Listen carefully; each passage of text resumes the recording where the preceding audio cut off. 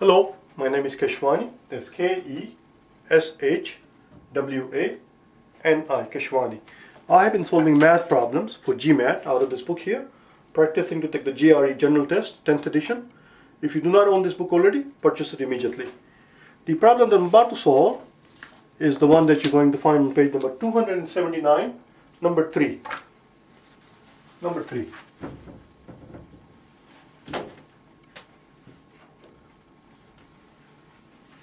Let's take a look at it. They want you to compare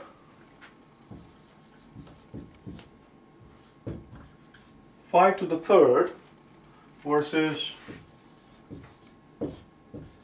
3 to the fifth. Pretty simple problem, pretty straightforward problem. 90% of the people who took the exam got this question right. Let's take a look at it, see what we can do. There are two ways you can do this question. One way, I'm going to show you both ways actually. Let's do both ways here. Here's what I did.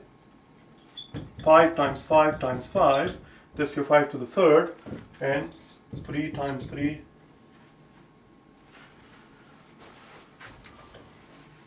3 times 3 times 3 times 3 times 3. Oh, lost it. Bloody hell. That's why I keep writing 5, because I knew I needed five threes. So after you've written now this way, 5 times 5 is 25. If I can find a 25 here, I can cross it out. 3 times 3 is 9. 9 times 3 is 27. 27 is close enough to be 25. I'm going to pretend that this quantity is same as this quantity. 27. This is 27. This is 25. It's close enough. It doesn't play much. It's close enough. 25, 27, and the reason is because I'm just taking the GRE. I'm not performing an open heart surgery. Nobody's life is on the line. Always remember. Always keep in mind when you're taking the exam. There are two things that you're definitely not doing. You're not sending a bloody satellite in the sky. Nor are you performing an open heart surgery. So don't be so, well, I can't say tight and then some other word with 3 letters. I can't say that. But don't be so fastidious. If you don't know, look it up.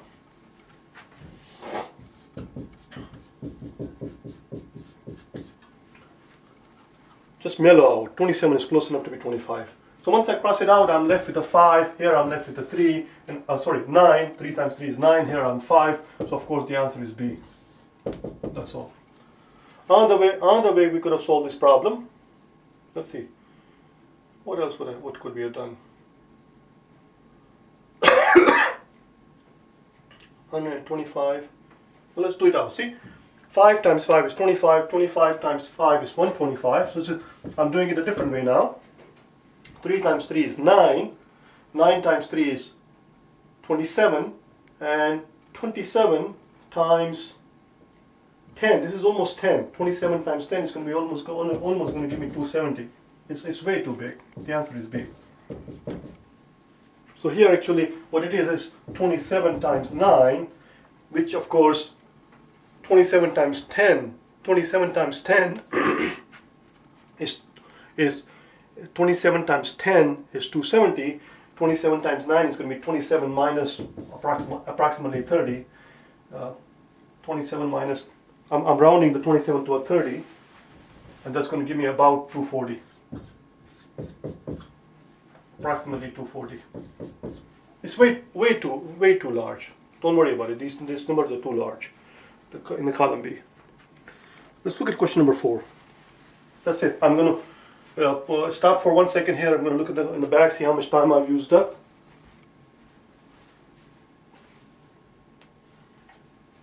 All right. Let's do the next one, number 4.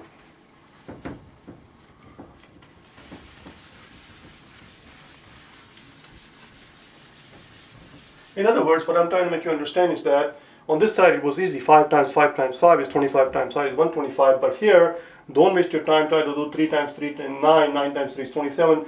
27 times 3 is 81 if you know it already. No need to sit there and waste your time trying to figure out the exact precise figure, because these are called quantitative comparison. That's what I'm trying to make you understand. These are not These are not called quantitative computation, which is precisely why I write down the word computation and then I cross it out just for emphasis, just to remind you that don't sit there and compute every bloody thing that you see there. Otherwise, you'll end up wasting inordinate amount of time. It's just 27 times 9, which is close enough to be 27 times 10, or if you don't want to do 27 times 10, just say to yourself, 27 times 10 is 270, 27 times 9 should be 270 minus 30, about 240.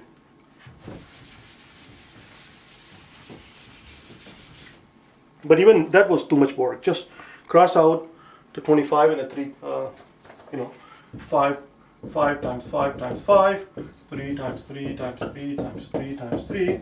This is 25, 27 cancel out, this is 27, they cancel out, so I'm left with a 5 and a 9.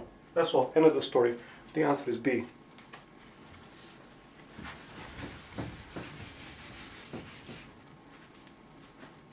Number 4. R and S are distinct points on a circle with radius 1. So let's draw a circle with radius 1.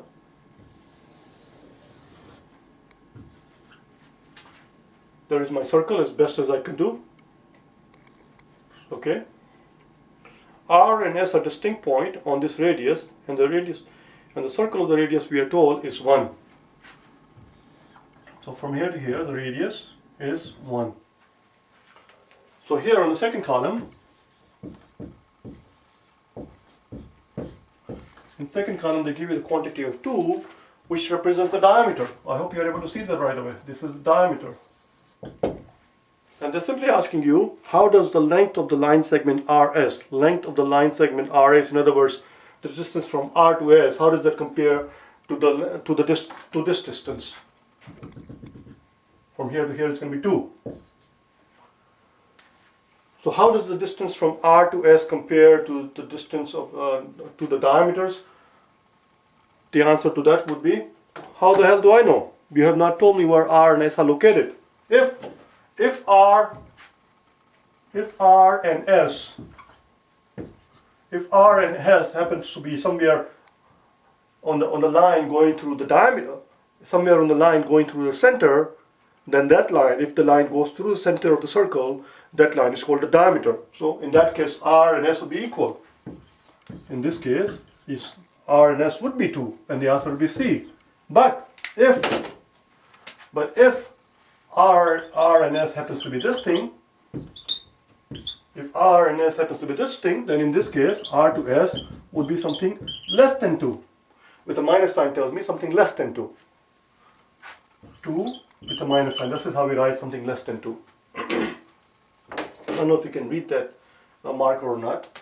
So something less than 2 versus 2, in this case now, the answer is B. Before the answer was C, we have a conflicting answer. Of course, the answer is D. The answer is D because I really don't know where R and S are located. R and S could be this way. This could be the R and S. All they tell me about R and S is that they are distinct point. That's very nice of them. Distinct meaning that they are 2 different points. In other words, I cannot say that this point is my R and S. They rule out that possibility. That's very nice of them.